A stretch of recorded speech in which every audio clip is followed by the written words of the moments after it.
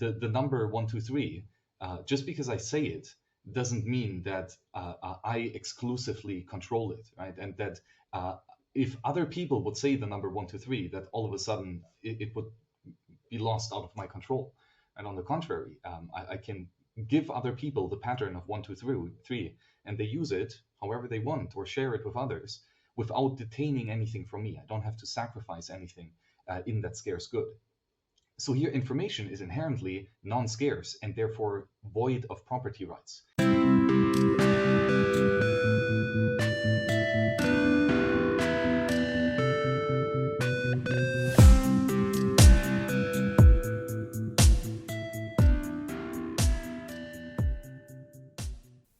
Hi everyone, thanks so much for tuning in to another episode of Chatter. Before we get started, I just have a few quick messages. First off, don't forget to like, share, and subscribe to this podcast. It's the best way that you can help us grow. If you're listening on Apple Podcasts, please leave us a review. It's going to help us rank higher and get more and more views and therefore bigger and better guests. Don't forget right now you can pre-order my book, To the Moon, The GameStop Saga. There are still 4 copies that you can get where you can get your name and the message to the apes put in. And if you follow the contest link in the description below, you can win one of 5 free signed copies or $288 worth of Riverside FM for 1 whole year. Finally, I'm currently running a contest where you can win a signed copy of To the Moon, The GameStop Saga, one of 5, or $288 worth of Riverside FM Pro. That's a whole year subscription. Please check out the link in the description below. It's free to enter, and I just want to give something back. Anyway, enjoy the podcast. Let's do this. Okay, so everything's rolling. Wonderful. So, hello everyone. Welcome to another episode of Chatter. Today I am here with Max Hillebrand, who is a free software engineer. Max, welcome to the show. Thank you very much, Josh, for the invite. I'm excited to talk to you today. Yeah, no problem. So the tweet that sort of brought you on my radar as someone I would like to speak to was your talk about writing a book about Austrian economics, and privacy, and Cypherpunk philosophy. So I have no doubt that some of your answers to my questions today are going to be more than interesting. Yeah, it's really like 3 different kind of schools of thought that tackle different problems, but they are so similar in their methodology and in the approach and the assumptions and the conclusions. And when you combine them, I think you get a very nice deep level of insight and a lot of confirmations across different specialities. So the first thing that I wanted to ask you about was about, so why do you think that privacy is crucial for freedom, or is it at all? I think privacy comes very early in the deductive method of freedom, right? So we start with the basic assumptions that individuals act, right? Humans act, meaning that first of all, the individual exists, right? And he is the level of analysis. We're not talking about collective behavior here, talking about individual action. And so an action means that the individual is in a state of uneasiness, meaning that he has problems, right? And that he has the entrepreneurial genius, that creative insight to think of multiple future scenarios where these problems are solved, right? Where the uneasiness is removed, where your ends have been achieved, right? And in order to achieve those ends, man must allocate scarce resources and sacrifice them. Scarcity being here a good that can only be used one time, basically. You can't use the same good to solve multiple problems. It's just one. The good is a one time use good. It's a scarce good, and therefore there's a conflict, right, of resource allocations. You have infinite number of problems, but you have limited number of resources to solve them, right? Unlimited ends, but finite means. And so how do you allocate your means in order to achieve your ends, right? And whereas kind of psychology or maybe spirituality or certainly morality tries to find out which ends to choose, and so what should you be striving for? What should be your highest goal? what is more important than something else, right? That's a question of psychology, broadly speaking, and not economics, whereas praxeology is about the causal consequences of allocating means and the end result that will inevitably follow. Right? So it's if you have a certain goal, not making a judgment of what your goal is, but if that is your goal, and the way that you allocate your means right now, I can tell you that it will not lead you to the end goal. Right? That's an economic statement. And how does privacy tie into this? Well, privacy is the aspect to selectively reveal yourself to the world, right? And this is so inherently tied to human action, right? There are again infinite end case scenarios of how you could reveal, or infinite scenarios that you might want to achieve, and infinite means of how you act together with other people, how you reveal yourself to other people. There are numerous different ways that you could go about it. And privacy is the simple realization that how to reveal yourself is up to the individual. That is an individual right of how to allocate your property rights in the scarce resource of your body, especially when it comes to talking to others. Right? So privacy is not just having the ability to not speak something if you don't choose to share it, right? But also to close the curtains in your house if you don't want people to see inside, right? You're still manipulating your own property, not just in your body, but also in your physical goods. Okay, so essentially you're saying that all the information or all the knowledge or all the stuff, all of our data about ourselves, whether that's like actual like information, I mean, or like data on a computer, that should all be in your mind completely ours until we choose to give it up, basically. And that the choice to give it up, okay, is us sacrificing some privacies for security or for monetary return or for social acceptance, but that should ultimately in a free society remain the scope of within the scope of the individual to reveal. There's one interesting nuance here, and that is when we're talking about scarce goods, and there are also going to be non-scarce goods. So what's the difference here? Whereas with a scarce good, you can only use it once, right? It's only available for one problem to be solved. Non-scarce goods are either super abundant, meaning that even though every single unit of that good can only be used to solve one problem, there are so many units out there that you can just solve all problems that you could reasonably come up with. And so that is a scarce good becoming super abundant, basically. And therefore, it is no longer a matter of economic concern. That's like air. You have a bunch of air around you. You don't need to think about economizing it unless you're underwater and you have only one bottle but two divers. Right? Then it becomes obvious that it is still scarce in the sense of exclusive. But there are also non-exclusive goods per se, right? Those that I can share with others without sacrificing it myself, contrary to a log of wood or a gold coin or something, right? So that is especially information in the sense of patterns, right? The number 123, just because I say it doesn't mean that I exclusively control it, right? And that if other people would say the number 123, that all of a sudden it would be lost out of my control. And on the contrary, I can give other people the pattern of 1, 2, 3, and they use it however they want or share it with others without detaining anything from me. I don't have to sacrifice anything in that scarce good.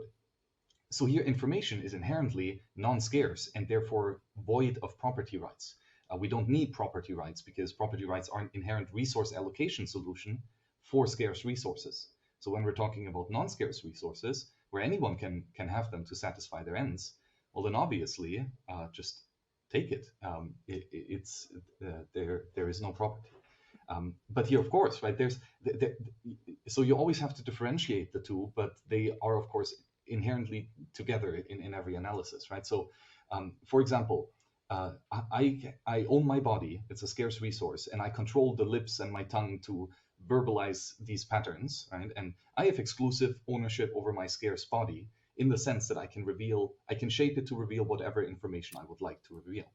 However, once I speak the information, the pattern itself, that pattern I don't own at all, obviously, because it's not scarce.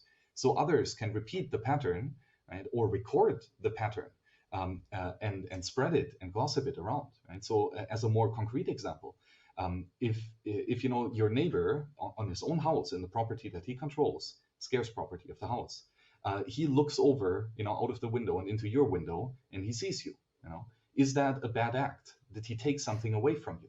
No, he just looked and he saw the pattern of your body in the kitchen. He didn't take anything from you. He copied the non-scarce information. And of course, so you cannot stop him from doing that on his own land. It's his own body, right? He can look at whatever he wants to look. But of course, you're very much in the power to change your surroundings and your actions by closing the curtains to prevent an outside observer from seeing this, right? So that is where privacy comes in. It's not that you own your information or that you own your digital data or something like that. That's bullshit. It's about what can you do to change your behavior of how you reveal yourself to others, because especially in cyberspace, once the information is out, it's out, and people won't forget it. Computers won't forget it. Yeah, computers won't forget it. People often do forget very quickly, unfortunately. So I'm curious then about this idea here that we're talking about, that like information you don't believe should be free, or sorry, you believe information should be free and sort of freely exchanged, but it's the right that everyone should then have the right to like pull the shutters down essentially on their information.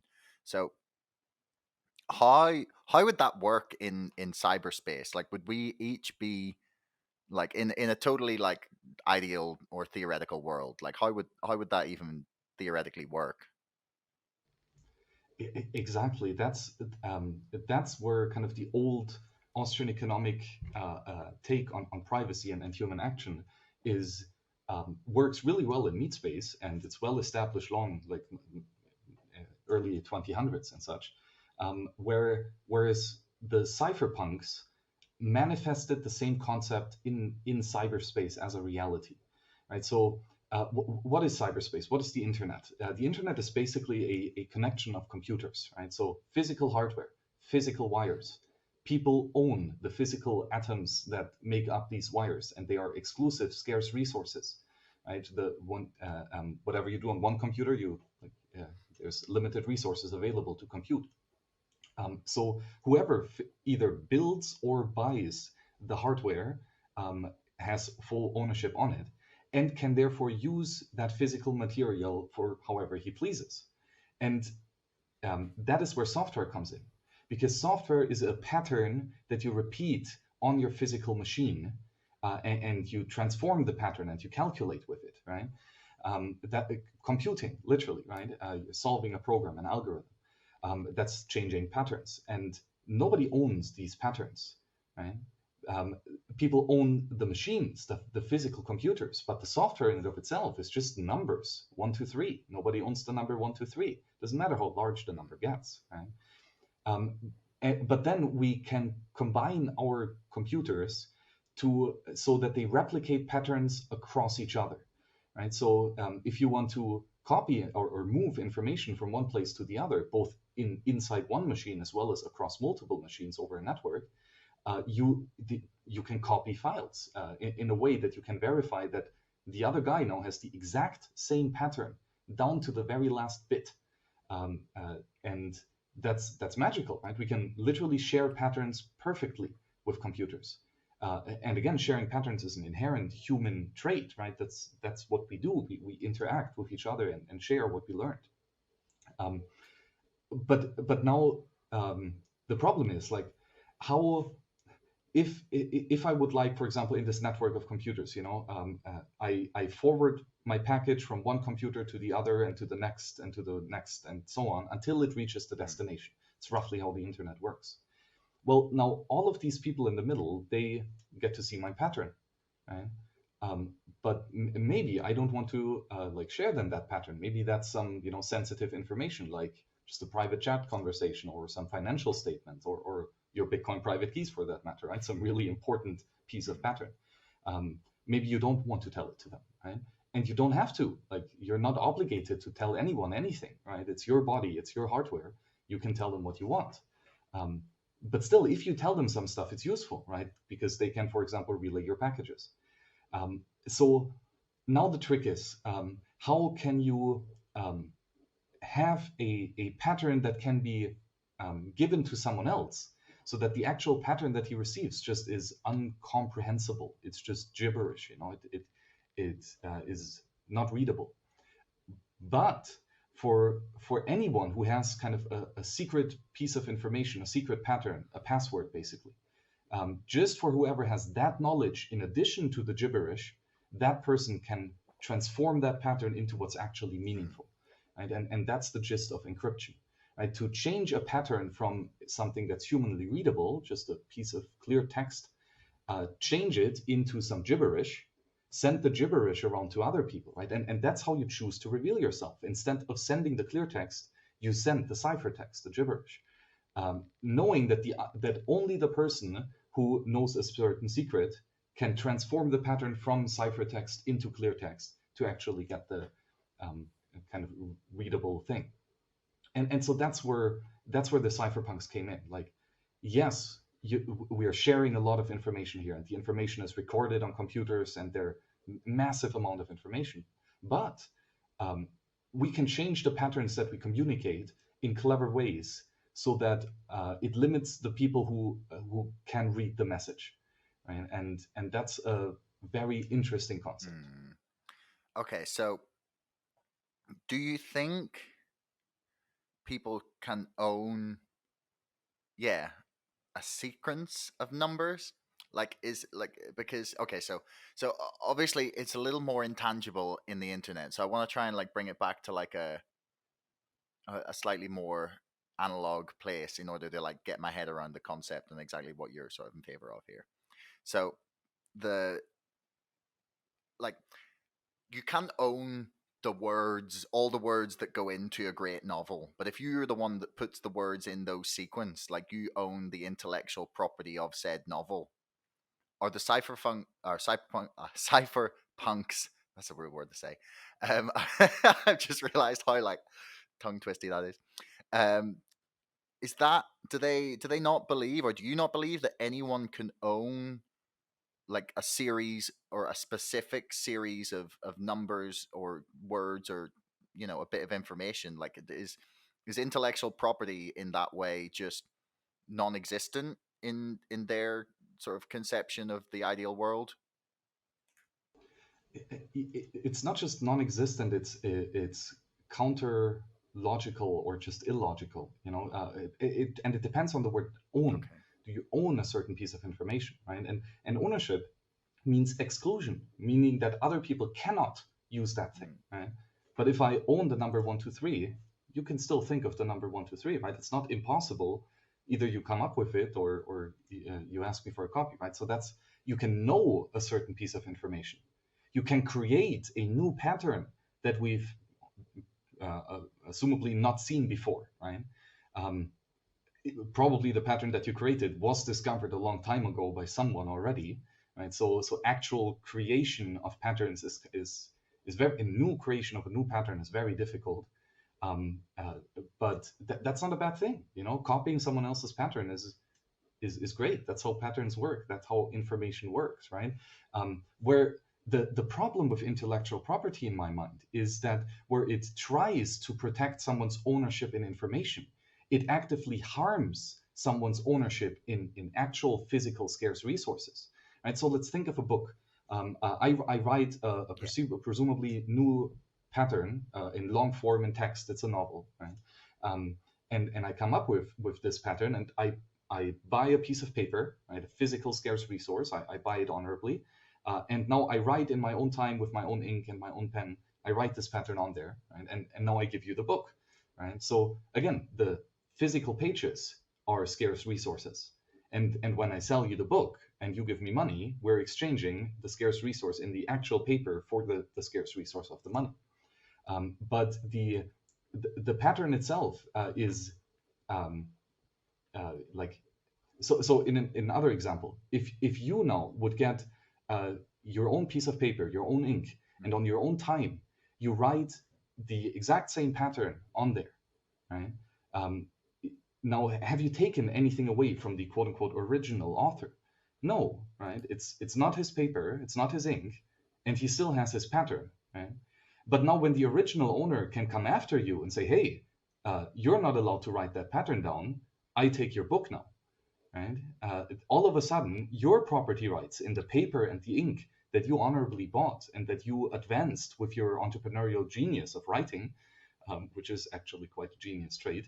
Uh, that's now taken away from you, right? So we try to establish a sort of ownership of information, which is why, like, we have private property only because we live in a conflicting situation, right? We have conflict. Different people want to use the same resource for different things, and we need to solve that conflict.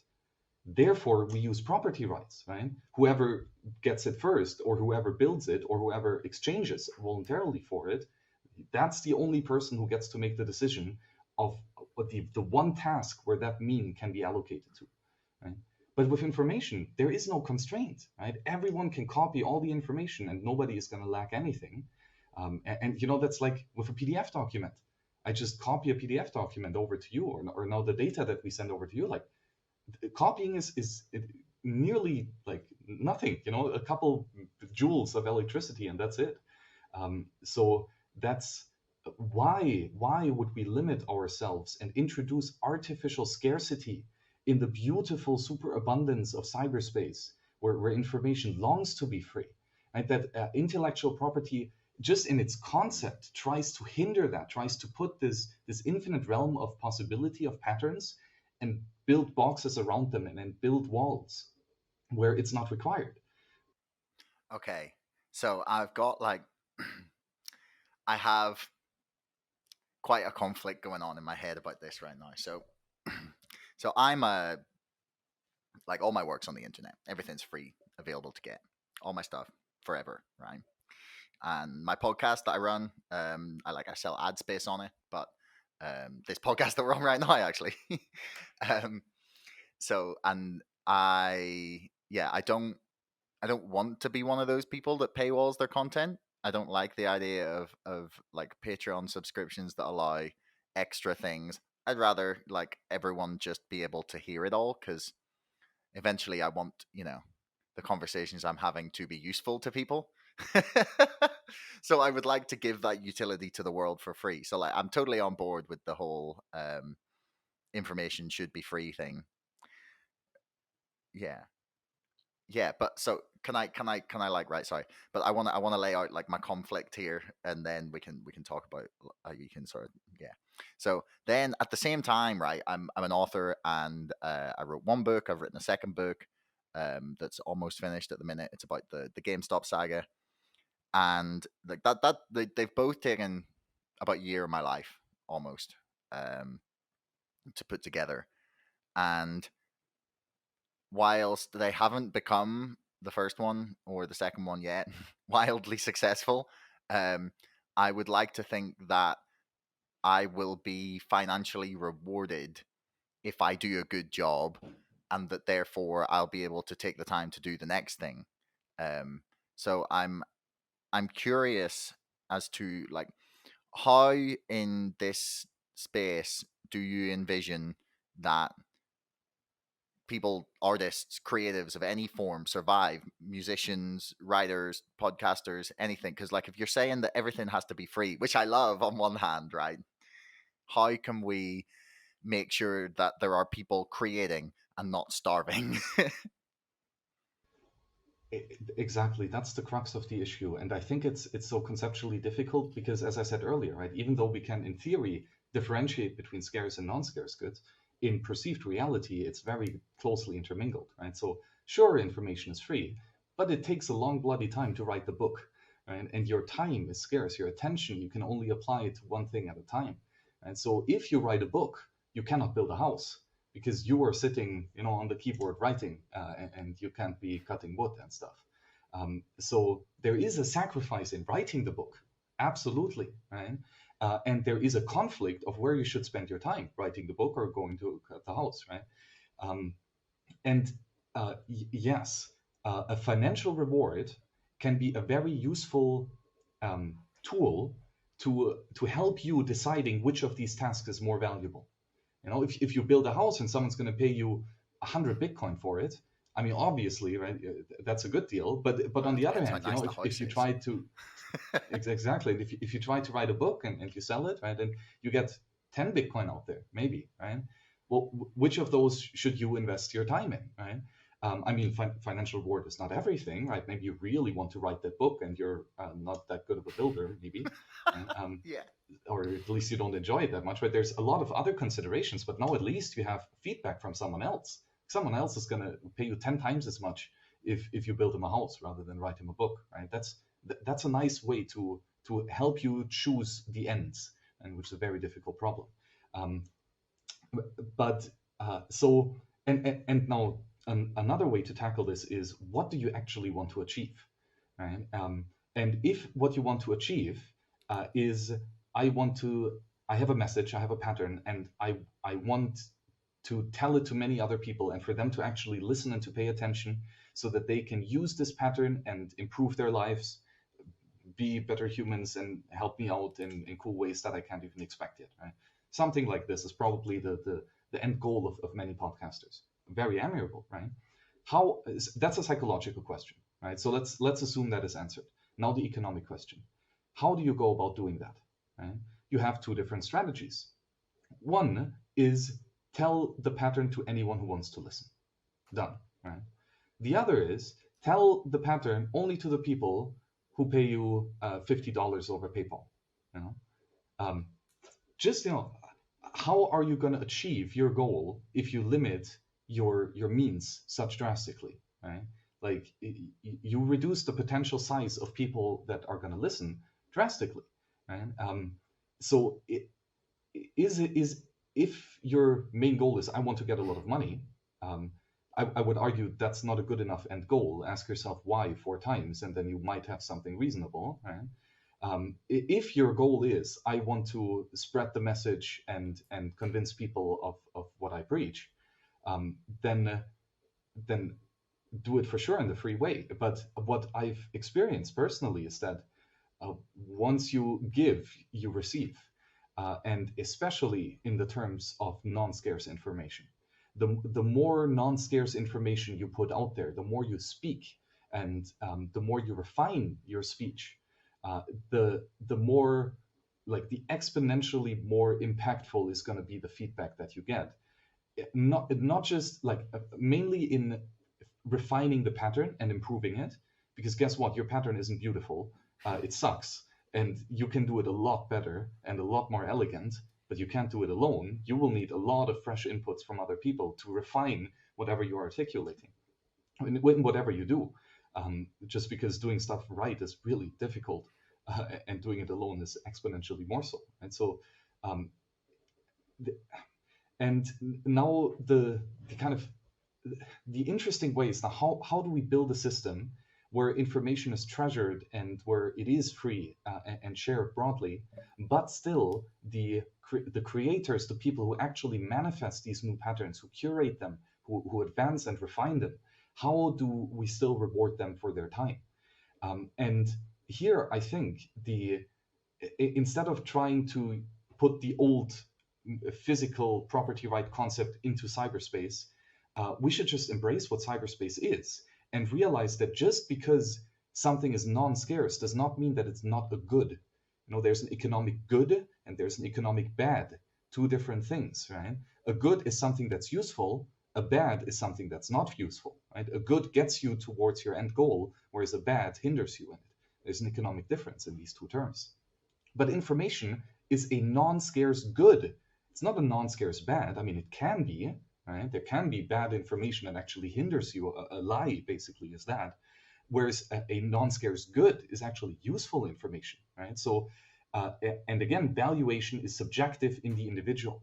So the people who receive your pattern, right, they might gain a very in-depth understanding of whatever it is you want to convey. And that helps them in their everyday lives, right? If you show someone how to fish, that's a very useful pattern to be able to repeat later. And they're going to be very thankful because what you provided to them, even though you didn't sacrifice the information, you still provided them a good. It was still useful for them, and they are still grateful for that and have respect for this. And I think what's just missing is to give people a nice opportunity to give back. Right? We can give back with non-scarce goods, like I'm going to press the like button. That's basically non-scarce. It's just a click and the number in the database. And sure, that's nice, gets you to cheat the algorithm and whatnot, but that's not really it. I don't think that's good enough. And like where Bitcoin comes into this picture is Bitcoin is a good that you can give back. It's a scarce good, meaning you actually sacrifice something. Right? But hey, that's good, because if you really value something, then you should sacrifice something to attain it. That's going to make it actually more meaningful. So with things like podcasting 2.0 and now having the ability to add your Lightning node public key, basically your Bitcoin address, into your RSS feed, everyone who is listening to your free content that you just put on your server and let anyone download through the RSS feed, right? Anyone who wants to can push back some Satoshis as a token of gratitude, right? As a thank you. But notice, this is not a certain price set for the revelation of information. That's, if this was valuable for you, give me back something valuable, and maybe make it match, somewhat adequate for the value that I gave you. Give me something, maybe even more valuable back. That would be a fair exchange, right? And it's basically a donation, for the effort done. I would think of it like this, but I think what was lacking is just a good money to do it within cyberspace. That's Bitcoin, and a nice user interface and just a culture around doing that. And I think we're working on that with podcasting 2.0. Okay, I want to ask you about this podcasting 2.0 in a second here, but I just want to go over the last couple things on this topic. So you're essentially saying that we should, in this idealistic world, at least anyway, or in theory, be giving up all our stuff on the internet for free and hoping that the people who benefit from it will, tip in kind, essentially, that they'll pay as they feel you've earned it, as a giving back rather than a sort of prefaced give me this money for my information sort of thing. Do you think we can trust people's judgment of what is good and worth money? Like, obviously, because obviously there's the market will figure out a certain amount of things, but like the best journalists, for example, that I follow, are not the ones with the most followers. The best paid journalists in the world are the worst. Like, really, the best paid journalists in the world are the worst, right? And I mean, like, a journalist, we'll put that in air quotes. But like, do you trust people to sort of adequately reward the right information and the right people? I think only individuals actually know what's valuable for them and what's more valuable than something else, right? That's a subjective marginal value judgment. I think only the individual knows. Like, I don't know if you prefer steak to bananas. No clue, but you do, right? And of course, that's just a simple example. In actual reality, it's infinitely more complex. But and to the point of, is this the only way to do it? No, right? This is about privacy. This is about how do you reveal yourself to the world, right? And this is a strategy question, right? So that's why I set the premise at first. If your goal is to reach many people, then obviously giving the information to whoever wants it is better than restricting it to many people, right? But maybe that's not your goal. And that's all right? I'm not making a value judgment whether that goal is good or not. That's a psychological question, right? If your goal is to share a certain pattern only with a very small dedicated group of people, so that you get a high level of feedback and a very dense feedback, without putting too much of your public reputation on the line, right? That's an end goal, like, sure. And then the way that you reach that is by not telling this to everyone, but to only tell it to a couple people, right? And how do you decide which people to tell it to? Well, maybe there are some personal reasons, like it's your friend, or some business reason, like it's your colleague, but maybe it's financial reasons, right? You only reveal that information to people who pay you. That's a great curation mechanism, right? And it works, of course, especially great when it comes about your time, right? So as soon as you have a live conversation like this one, right? Right now I'm talking to you, I can't do something else, right? So for this, absolutely, you're like, I'm selling my time, right? But if it's a recording, and it's in cyberspace, that's something different. And here's kind of where it turns into a cost benefit analysis, right? If it costs you a lot to kind of replicate the information, then yes, you're going to have higher barriers to entry with whom you share it, because every sharing costs you. And that was the case with hand-scribed books. Like, it takes you a year to write a beautiful book. I mean, that's expensive. Printing press made it easier, and now cyberspace made it trivial. So we've continuously reduced the cost of copying information, right? And that's great. That's awesome, right? We have much more abundance. We have much more accessible information, much more refined techniques. It's incredible, just that aspect of reducing the cost to copy. And I just think we should double down on it for many things, not for everything, obviously, right? And that's where encryption comes in. Like, you talking to your spouse, maybe you don't want to share that to the entire world, right? So encrypt it to your spouse's private key, right? And voila, only she can read it. And that's kind of how the cypherpunks go about this, right? Now that the cost is so cheap and everyone can just copy everything and keep it and remember it and search it and index it and curate it, right? What do we do with the stuff that we don't want to share? Because we don't want to share everything. Like, that's the point. If the strategy would be everything must be released free and open source for everyone, right? There's no longer choice involved. That just makes you a slave of some weird free software king. But so yes, it's definitely about strategy, and there are numerous ways to go about it.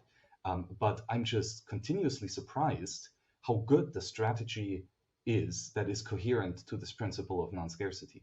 Like, if you just put your information out there and you ask people, hey, give back how much you think is meaningful, like, you get back decent amount. I mean, I'm talking to you from a microphone that I fundraised with some Bitcoin QR codes and YouTube videos, and No way, like, that's cool as fuck, man. Yeah, and like, especially now with this podcasting 2.0, I did it old school, actually showing QR codes in the videos. It's super cumbersome, but still some people did it. But now there are just apps where you just say, okay, 100 satoshis every minute to the podcast creator, and it gets automatically split up. 80% to the creator, 10% to the editor, 5% to a nonprofit foundation, and 5% to the app who develops it. And just whenever you press play, there's a payment, and I look on my side of the wallet, and I just see exactly when people are listening right now, and they like it so much that they give me the most magical, precious cyberspace money that we've ever come up with in Bitcoin. Right? It's like, that's such a massive token of respect and gratitude that people give me, and often it's substantial amounts. Especially if your podcast is up and running. Of course, just it's a numbers game. But the cool thing is, you don't need to be big. Right? Sure, the big guys will get hundreds of donations every month, but if you're small and you have like 100 listeners, but 10 of them really like it, and 10 of them make a decent but small amount, that sums up, and you can get it without having an advertisement deal, without being the biggest guy who jumped on top of the algorithm, right? Like, as long as there's a couple people out there enjoying your content, they can send money, and it goes to you and only to you, and you choose how to split it up among other people. Okay, I'm gonna have to look more into this. I'm definitely gonna check this out. Yeah, that sounds really interesting. Valueforvalue.io. Value number 4 value.io. Value for value. Yes, and I'll stick that in the description below for people as well. And the Podcasting 2.0 podcast by Adam Curry and Dave Jones is two of the guys who were quite influential in building podcasts as per se. And then they were like, hey, look at this weird Bitcoin thing. How about we put the two things together and let them kiss? And that's Podcasting 2.0. And it's like, it's something. Like, it really feels magical. to pay. Like, I used to, like, I spend way more Bitcoins now than I used to, just because of that one use case. Because like I'm listening to a podcast that I know, like a niche friend of mine, at most 500 listeners, but I sent him 10,000 sats. Why not? And I know it just gets there, and it doesn't matter how high he ranks up in the algorithm. If I like it, I pay it. Yeah, we're in a brave new world of finance. I guess that's why they're trying to shut it down. But yeah, I mean, fucking Hillary Clinton up talking to her, like I have not stopped laughing at this video that was her talking about how crypto needed to be regulated, and someone just commented, is like, so you don't understand emails, but crypto is fine, like you get that. And I cracked up laughing for about 10 minutes, and I still do every time I think about it. It's like, these people are just a joke. Like, they just think they can stand there and say things, and we'll just be like, oh yes, they must know what they're talking about. But which brings us nicely actually to one of the other things I wanted to talk about with you was, do we need government for progress? Because just is government necessary for human progress? Individuals are, for sure. Individuals are the cornerstone, that like the nucleus of where progress comes from. Right? You have a problem, you geniusly come up with multiple solutions, you pick the best one, and then you use whatever is available to you to solve it. That is progress. That is human action. And like, this is where we improve our situations, where we can aim for higher goals. And I think that if we so there are infinitely many ways of how we could act together, and how we could collaborate together. And the question is, can we find out some things that we should not do? Right? What are some of the actions that are just not okay? And I think a good way to go about this is with reason. Actually, we start with human action. We play out the consequences. And that's praxeology. And I think we can apply that to the ethical realm too. I'm a Rothbardian in that regard. And I think that the gist of it is that just don't steal, don't violate the property of in a scarce resource of a peaceful individual, right? So if you didn't homestead the resource out of natural abundance, or if you did not buy it, then it's not yours, and you don't get to make a decision of how to allocate those scarce resources. Again, tightly limited to scarce resources. With the same reasoning, you don't own non-scarce resources. That's a stupid claim. It's not how things are. Like, the words are not correct. Like, actually, you know something, but you don't have exclusive ownership over it, right? And so where does and that is why I love the free market. Basically, that is what the free market is for me, and it's where every individual gets for himself to decide what is his highest goal. What do you want to achieve? What do you want to strive on? And that once the goal is laid out, right? And the goal does not violate the goal of someone else, right? So if getting to that goal requires the violation of property rights in someone else, then that's not a good goal. Like, your priorities of allocating or your priorities of ends are wrong. And your end is not important than the end of the guy who actually owns it. And that in and of itself, I think, leads to a maximum amount of progress, because it is a small restriction in what not to do, don't steal, that sets boundaries, that does limit our options, but that if adhered to, leads to always the best outcome that there could be. Because whenever an action is voluntary, both parties think that they will be better after the action than they were before, right? So you're hungry, right, and I'm thirsty. I have a steak, you have water, I don't want to eat, I want to drink. You don't want to drink, you want to eat. Right? Now we trade, we swap these things around. Now I got the thing that I want, and you got the thing that you want. Right? We're both better off. That's mutually beneficial exchange. that has to be voluntary. And then the question is of what is a government, or what is a state? I think, like, in this mindset, a very clear distinction is that a state is like institutionalized theft, right? It is taking the property in scarce resources of individuals who are innocent, who are victims, and some other person or entity takes these resources and decides how to allocate them. Right? So that is, of course, bodily slavery, as well as like full-term slavery, as well as things like income tax, or property taxes, or inheritance taxes, or all these things are just someone else is taking money from you without you actually wanting it, and you can't say no. And that, or because you cannot say no, it is a proof that this isn't the best scenario for you, right? Because if it isn't, you would say no, but you can't. And that inherent problem is I think just very deep in today's state apparatus. Yeah.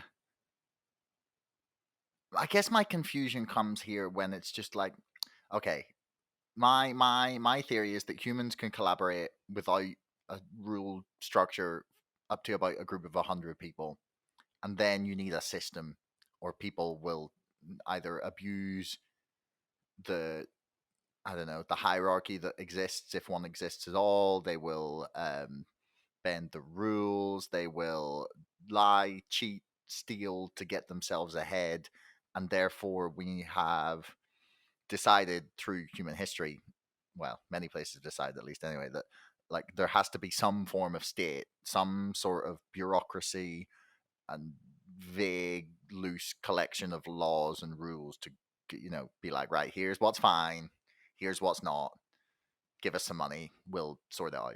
Because that's basically what government is, right? Yes, but there's, I think, a difference between the rules and the rulers. And I'm an anarchist in the sense of the actual epistemology of the Greek word, an archon. Right? So an is a prefix in Greek meaning without, and archon means rulers. Right? It does not mean without rules. It means without rulers. There is a rule: do not steal. That is the only rule, and it's a hard rule that when you cross it, you're always in immoral and bad behavior. Okay, so what would be the consequences then? Well, the consequence is that whomever's property you violated, like I go and rip off your shirt, now you have the inherent right to take off the shirt, to take the shirt back, right? There's two concepts here. There's non-aggression and there's self-defense, and they go hand in hand. Non-aggression means don't steal, and self-defense means if you're stolen from, take back your property. It is yours, and it is your right to take it back. It's not your obligation to take it back. You can let the thief run, right? But if you want to stop him, you can. Right? And that's the gist here. Those are the two principles that just, I think, need to be consistently applied. Okay. So so say one guy like comes along, steals the shirt, the other guy goes, "Hey, give it back," and goes like tries to go after him. And then the other guy sort of like snaps his fingers, and 16 guys appear from behind trash cans and trees and everything with like fucking AKs pointed at them and go, "You still want your shirt back?" It's like, okay, so where like is, because I'm not saying that isn't like that we couldn't have a world like that where there was like the vaguely accepted moral code, but then it was upon everyone to enforce it themselves, essentially. But I'm skeptical that works, essentially, because I think people are awful. Like, people are brilliant, but they're fucking awful. It's true to a large extent. We can be quite monsters, but the thing is, like, it's not, will we live in a world without theft? That's not a reasonable goal or level of analysis, right? We live in scarce resources. That's what we assume with human action. That's our starting point, right? So there will always be conflict, always, right? That's what we try to solve, right? We live in a world with thieves. Now, what do we do about it? And I think the best way to do it is just to call a thief a thief. Like if you steal, that's not good, period. Regardless if you're an individual, regardless if you have a group of 16 guys with guns behind you, now it's not just you stealing, it's the 16 other guys stealing too, right? And supporting you in an unjust claim. And I would argue that the victim has every right to now initiate or answer with defensive force and violence, so to say. It's not aggression; it's defensive, and that is all right, and that is good. And other people can come to the support of the victim, or more accurately, the victim. Only the victim has the right to self-defense, but the victim can choose to abdicate this right to someone else. It is an inalienable right. You can give it away. Right? So if you're old and you have broken legs and you don't want to be the one going to slap the guys as punishment, well, then get your sons and your friends, and you can tell them, please go out there and retribute and take back my shirt because that guy stole it from me. And now, assuming that you are actually the victim and you have your rights actually violated, then yes, you can extend your right to self-defense to other people, right? And that can be your friends and family. And that can be specialists like police forces, basically, private protection agencies, so to say. But here the critical part is every single individual is responsible for his own actions, right? So what would happen if I tell my kids, hey, that guy stole my shirt, right? And I give you okay to go and take it back, but I'm just bullshitting here. And actually, that's your shirt. And now I sent my kids to steal it from you, and they actually beat you up and took the shirt, right? Now, they thought they were defending, right? But they are actually aggressing. And who is responsible for the aggression? They are. Right? Not even me giving the order, so to say. Like they are more morally culpable because they actually beat you up and took your shirt. Right? So I'm just following orders is no excuse here. You are always responsible for your actions. That is a natural law of cause and effect. And you can't get away from it. If you run off the cliff, gravity is going to catch you. Right? And in the same sense here, right? If you steal from others, even though you think that you're doing the defensive action there, when in reality that is not the case, and there's a objective moral here. Do you steal or do you not steal? That is a yes or a no question. Whenever the answer to the question of do you steal is yes, then it is a bad act. Whenever you say no, I'm not stealing, I only use what is mine and what others have voluntarily given me, then the answer is you're good. Do as you wish. Yeah. I mean, I guess it's not so much a world without theft and without crime that I'm hoping for. It's like my, at least perhaps poorly thought out, but my ideal would be a world where there are consequences for those kinds of things. And I guess that's where the difference is, because like it's like right now there's or last year, or well, not even last year, this year, and there's been a lot of talk about there was a woman who was assaulted by a police officer and killed. Her name was Sarah Everard in the UK. And in the wake of that, I saw a lot of people on Twitter like outraged about a police officer killing a young woman. It's like, yeah, fucked up situation. But then they were like, we need to end all violence towards women and girls. And I was like, what do you mean? And like, what? Like, it's illegal. Like, it's like what else do you want? Like, but yeah, I just so then like who becomes the arbiter of justice? Is it like community, the society that decides like punishments, or because like say someone is going around and they keep setting like people's cars on fire, right? And they come back and then whatever, someone like beats them up as the their self-defense or aggression or retribution or whatever. But he just keeps going around burning people's cars, and they keep going to him and they keep breaking his, they keep like beating him up or burning his stuff, and he's just like, well, I just like things on fire, and he just keeps going around setting stuff on fire. Like, who steps in here? Like, does someone have to like I don't know. Does someone have to take it upon themselves to just like chain him up, or like because that seems like a pretty barbaric way to deal with it, even if he is setting people's stuff on fire. I know this is a weird hypothetical I've invented, but No, but it's very spot on, and I think it's important to discuss these edge cases and then to analyze how do different systems solve these edge cases. And one challenge, we don't even have to get into it now, but how does the current government solve it? And the current infrastructure, and I would argue it's quite horrible. But how would we solve it in a free system without theft, right? Without legalized theft, so to say, right? We just apply the theory of theft to everyone, right? There's no exclusion for government agents when they steal. It's not okay, even if you call yourself a government or the official police force. If you kill an innocent woman, like in this example, you're a murderer. Done, and you deserve punishment, and I hope you get it. Right? But the so there's also two different things here, right? That are difficult. How do we find out who did the right and who did the wrong? So that's kind of the jury process, right? The judgment process. And then what do we do once we find out, right? And how do we go about getting the victim his retribution, right? Getting him his stuff back, basically. These are two different things, and they are very difficult. And whenever there are difficult situations where one person might not be the best equipped to solve this problem, right? You might not know exactly what happened there, right? And you might not know exactly which of the guys did the right or did the wrong, right?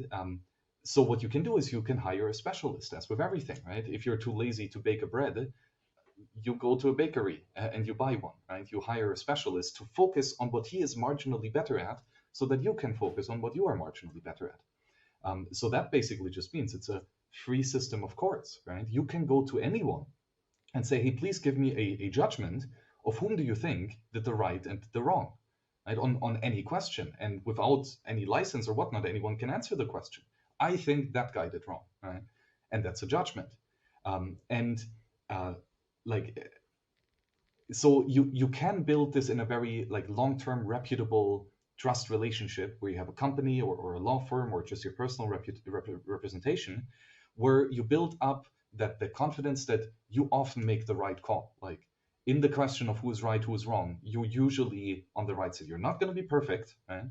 And you don't have to be, but usually you're quite good. And that is why people will hire you and trust your judgment. Right? Because again, if then the next step is the police force, right, the enforcement of the actual thing, like again, you can abdicate that right and give it to someone else, and that can be a specialist. You can hire a SEAL team, with tanks and helicopters, or just a private, small term, detective, basically. Again, the degree of how much do you want of whatever, right, security, judgment, and such is again very individual. So. Here and now you hire an enforcement firm basically to go take back your property. Well, if this is again can be your friends or whatever, but these people are responsible for their actions. So if they just trust you blindly, it's like, yeah, okay, I'm gonna get that shirt back, and it turns out it wasn't stolen, right? Then these guys are actually the thieves and are responsible for their theft. And have to pay damages to the actual victim, right? So therefore, okay, so right there, right, hang on, hold that thought right there. So who enforces that?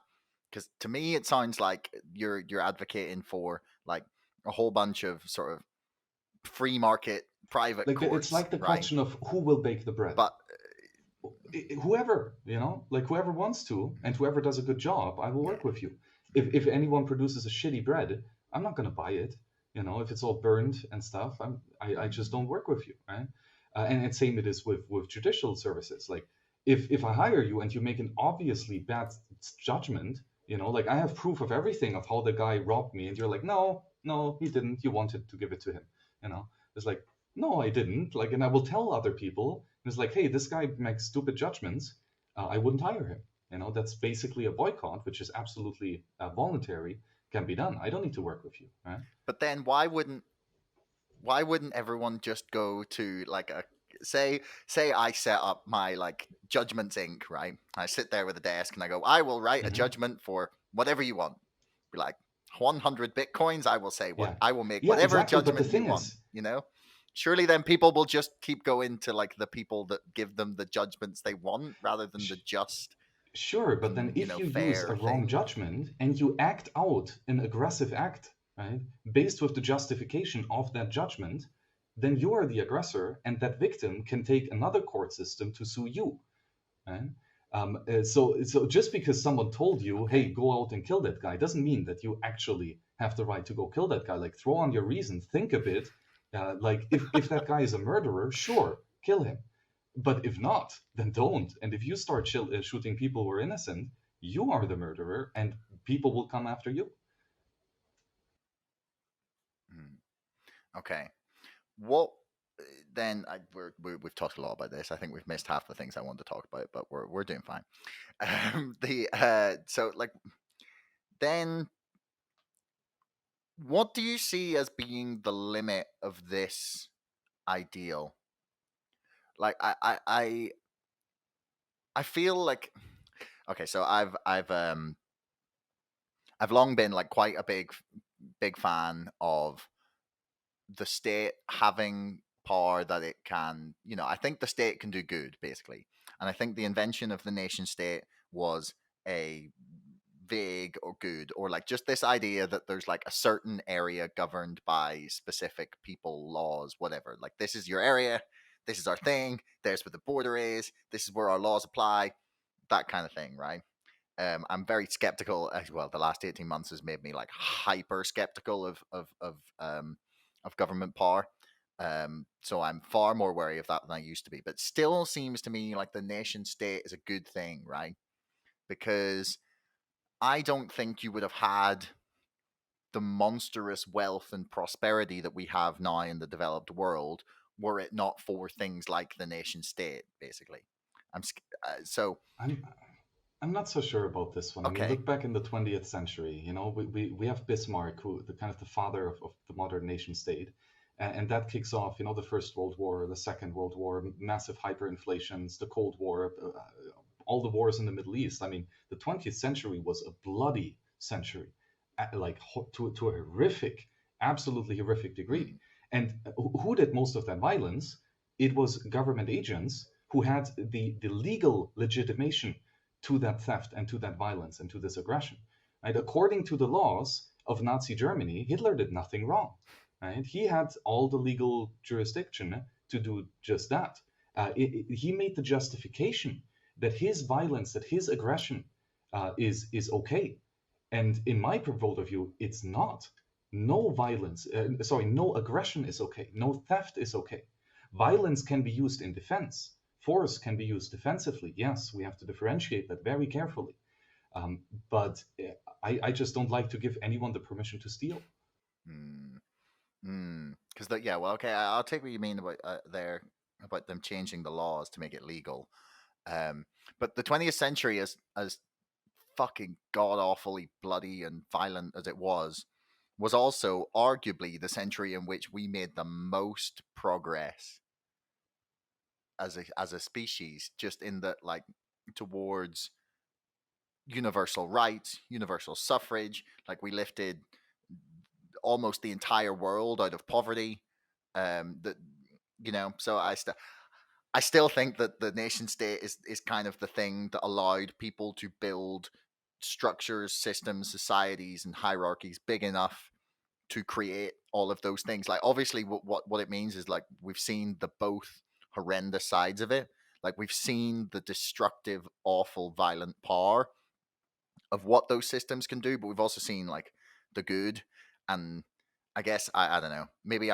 Maybe this like idealistic reliance on like a list of principles and morals by which all the nations of the world should govern themselves is a little bit too idealistic, or like, I don't know, top down for it to actually work. But yeah, maybe that's what I'm clinging to. No, I see your point, and obviously there has been changes and capital accumulation and great innovations. Like, I love cyberspace, and that's basically a pure 20th century innovation, especially in the later half, right? So that's definitely, like, there are points here, but as Friedrich Bastiat would say, the seen and the unseen. Sure, if you go around throwing stones into windows, Like, yeah, the window manufacturer is going to be happy because he's got a bunch of work, right? That's great. We're also rich. Well, yeah, but the guy who got his window broken, he had to spend money to get it repaired, and he couldn't spend it on something else like feeding his children or whatever, right? And so yes, we've made a lot of advancement. That's the seen, but what is the unseen? What are all the opportunity costs of of the things that the government stole money and reallocated it? Where could we have spent that money if it were on voluntary interaction? Right, and again here, this is a truth. Voluntary interaction is a positive sum game. Both parties are better off. Whereas involuntary transactions like theft are zero sum games. One person wins, the thief, and one person loses, the victim. Right? So that is an inherent universal truth that is always there. So whenever we have an involuntary government action, like, sure, like, the thief is rich, great, and you can do something with that capital. Yes, you have capital now, but what would the other guy have done if he hadn't had a gun to his face, right? And it's not just the seen and the unseen; it's also the unrealized. What about all these creative geniuses that, because they were restricted and stolen from on a colossal scale to some extent, they just could not manifest their genius to solve complex problems because they were starving. Like, we have very difficult things to achieve, and we need hyper specialized society to do that. Like, we can't all survive on our own when we were all looting from each other. Like, we have to collaborate. The only way to collaborate is to be peaceful and to not steal. But if we would do that, everyone has his kind of lower need satisfied, so to say, and nobody's coming after you with a chainsaw. That's nice. Then you can think about difficult problems. And so what about all these people that starved in the gulags and all the creative geniuses that we have eliminated there? Like, that is the unrealized. Yeah. And all of these things together, like, for me, it seems obvious. Like, the toll is clearly that the government is destructive on every level to an unimaginable extent.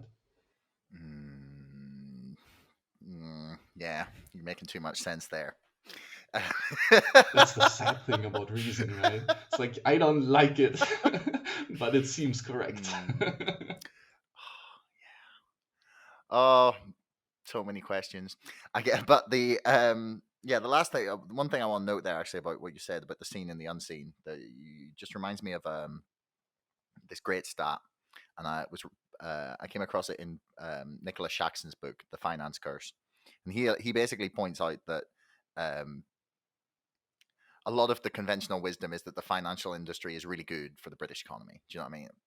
It's the world leader, and gives us loads of money and stuff. But he cited some estimations that it had cost the British economy $4.3 trillion in lost growth, which is just staggering. That's like 4 times our GDP, which is baffling. So the seen and the unseen is all like, we can see all of the massive skyscrapers and the bankers, getting paid hundreds of thousands and millions of pounds.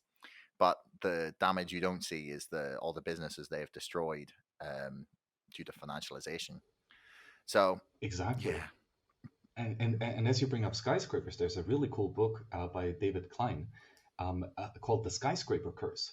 And it's both a praxeological economics book as well as a history book.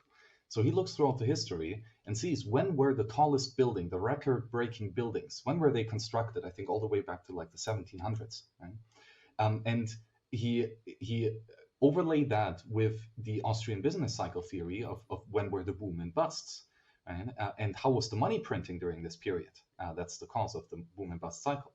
And there was a very strong correlation that whenever a new record-breaking skyscraper foundation is started, the first cornerstone, in that year, the economy collapses. And it's an extremely strong correlation that does hold, and there's a very interesting logical explanation for this, and that is basically the Cantillon effect and the Austrian business cycle. So the question is, what happens when we increase the money supply? Right? When we print additional money, basically, as we do today, quite drastically, right? What happens then?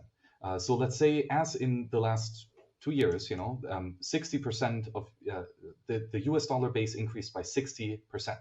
And so all of a sudden, your percentage allocation of the money supply has shrunk. Right? If you have 10 out of 100 monetary units, you got 10%.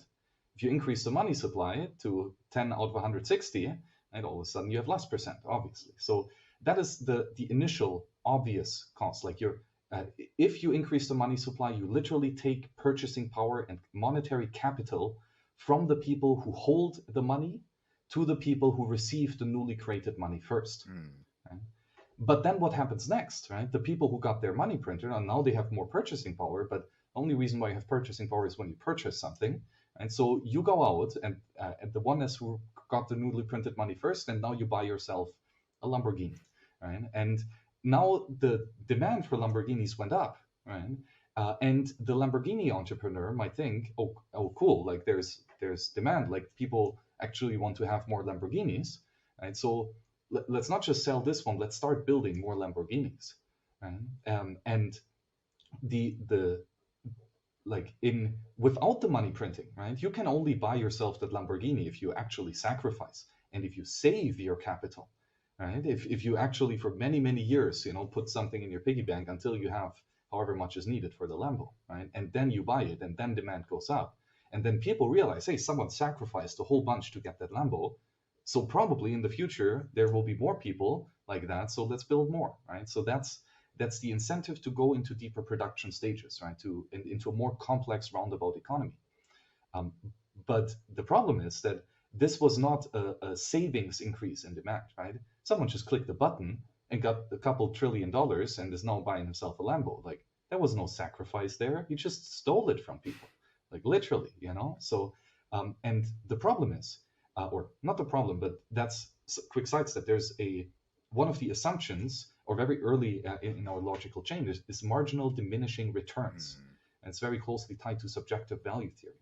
Basically means the more you have of something, the less valuable is every single one of these goods, right? So assume you're starving and there's a beautiful piece of steak there. Like you really like that steak because it saves you from dying, right?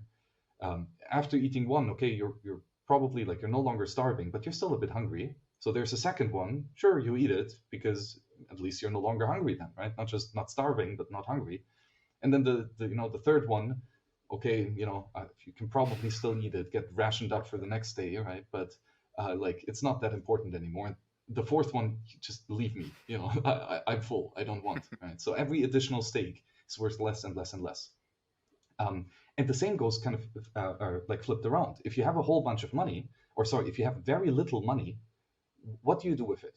Right?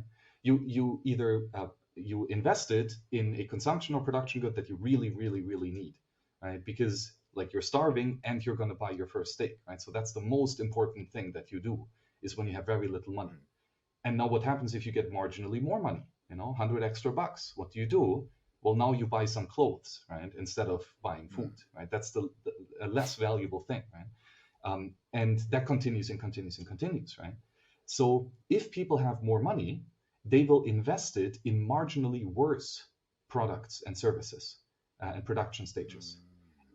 And that includes services that take a longer time, right? What's better, to get your Lambo today or to get it in a year? Well, obviously getting it today is better, right? So if you have money, you buy first the Lambo today, and second the Lambo in a year, with the money that's left over. So that means that the more we shift capital to a few people who then have a whole bunch of money that they did not sacrifice anything for, that they literally stole, the more they will invest in marginally worse and marginally longer, more roundabout production stages. And that's then where the shocker comes in, right? That's the boom period. Like everyone's buying Lambos all of a sudden. Like that's awesome, that's great, right?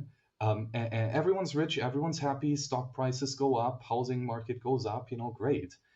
Until you realize, oh wait, like we just started production of 100 Lambos, but there's only enough iron to finish one Lambo. Shit, I thought people were saving their money and not consuming the iron and other stuff, right, to actually save your capital. I thought there was enough iron around to actually build it. That's what the price has indicated to me, right? But turns out, no, there's only enough for like 5% of what we actually want to build, right? But we already started, we already have the tires and the windshields, and now we have these very specific pieces of capital. And what do we do with them? Like, we just burn them? Like, we can't, reverse engineer matter. Time flows in one direction. We just had opportunity cost, right? We build up very deep, long production stages, thinking that we have the resources to finish it, because we thought that the demand was from savings, right? But the demand was from stolen theft and money printing, meaning that was just a bunch of rich people investing in useless stuff, right? And we've overconsumed. We've eaten all our resources today or yesterday already, right? Thinking that we were super rich and that number go up and everyone gets a Lambo, right? So we were all consuming like crazy. We further depleted our capital stock. And at the same time, we thought that we're going to be even richer in the future. So we prolong our production stages, further decrease our actual available generic capital, and put it into specific things, right? Iron ore into iron nuggets into a block of like a motor block, like all these transformations we've done, we cannot undo them. And now we're left with no steel and no Lambos, right? And that's the bust.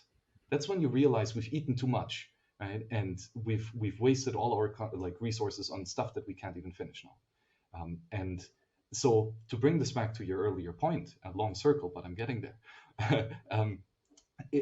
Sure, the 20th century seems great. Like, we had a bloody party, awesome, massive growth on so many levels. But have we actually created new capital, or have we just consumed capital that we think we can just in the future we're still gonna be rich and we will have enough, and I think that we lived in enormous exuberance because of a global money printing scheme that incentivized entrepreneurs worldwide to consume or to invest longer and consumers to consume more. And I think we're starting to realize that actually we're not that rich that we thought. And actually there's no more food left. And I think that is a problem. And I think we're starting to see it more and more. Yeah. I mean, this is interestingly, that is the point that Greg Foss made to me. He's a former trader, a former risk and debt trader, basically. He retired and then, is Bitcoin maxi now, basically. So he was basically making the exact same point. That the global he basically said the global fiat money system is a Ponzi scheme, and that he's basically like, stop screwing over my kids, people. Yeah. No, seriously, there's this common Keynesian saying of, national debt is just money that we owe to ourselves. And I hate that statement so much. I could not more fundamentally disagree with so few words. It's incredible. Like, first, who is we? Right? The collective does not act. Humans, individuals act. Right? So it's not that we as a collective just move money from left pocket to right pocket. No, the politician takes money from me, right? So and in the future context, right, it's not like in the future are going to be different people than now, right? So if we go into depth with the people from the future, it's not we owe it to ourselves, it's I owe it to my children, right? Again, individuals act. That's our unit of analysis. That's the fundamental starting point. And then the other thing is, like, we owe it to ourselves. Well, but when, the temporal aspect is there, right? So, and it shows you I think the root fundamental flaw of Keynesianism and modern macroeconomics are these two things. They assume that collectives act, and they assume that time does not exist. And if you have these two assumptions, everything makes sense. Everything that is in the fiat world happening makes sense. If only collectives exist and there's no time, print as much money as you want. Obviously, right? That's the logical conclusion if you start out your model and your analysis from those starting points. I just vehemently disagree that these are the correct starting points, right? And if you agree that the individual exists and time exists, right, then I would argue that the absolutely only logical conclusion from this starting point is a radical free market anarchist society where theft is always being held responsible for. Well, that has given me a lot to think about. And also on your note about Lamborghinis, I would like to use this very roundabout way to plug my book, which has just gone into production, To the Moon, the GameStop saga. And hopefully all the people on Reddit is a question often asked by the community. It's like, when are we all going to get rich and buy Lamborghinis? So yeah, everyone, I just started production on the book, so I'm halfway to my crowdfunding total. We've just paid the publishers, and yeah. So people, check it out if you haven't already. But yeah, Max, aside from that, yeah, I am excited for people to read it. Like, so excited. Mainly because I'm not censoring the use of my language at all. Like, I'm swearing, there's horrendous, awful things being written in there, and it's a lot of fun. But yeah, Max, I really want to thank you for your time. This was like a fascinating conversation. And yeah, do you want to point people towards yourself and some of your work and things to check out from you?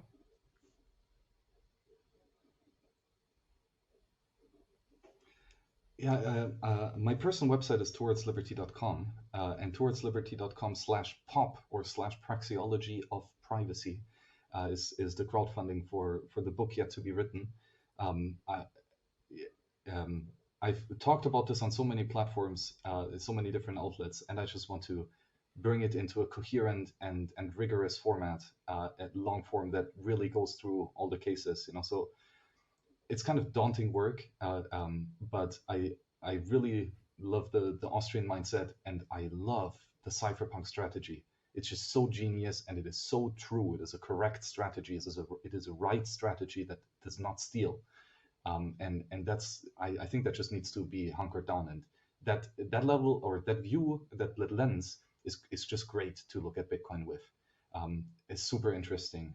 So that's kind of where I'm linking to people. Like, again, I have a bunch of stuff to do, and I don't know if writing the book is the best use of my time. If you think that this information this pattern ought to be manifested on paper, then support me there. If you do, great. If not, I will write the book probably later. I will still write it someone because it's so interesting. But priorities, right? And then probably I would suggest a podcast series that I did with Robert Breedlove on the What is Money podcast.